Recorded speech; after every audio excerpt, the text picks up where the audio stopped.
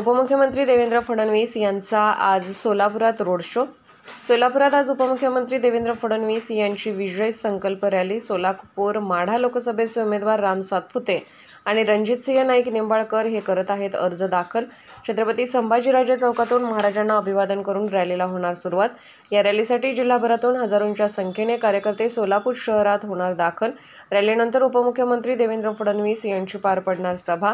देवेंद्र फडणवीस यांच्या स्वागतासाठी सोलापूर झालं सज्ज। शहरातील मुख्य चौकामध्ये भाजपाची बॅनरबाजी। या रॅलीसाठी तयार करण्यात आला आहे खास रथ। या रथातून भाजपचे उमेदवार आणि उपमुख्यमंत्री देवेंद्र फडणवीस काढतील रॅली। रॅलीचा समारोप उपमुख्यमंत्री देवेंद्र फडणवीस यांच्या भाषणाने होणार।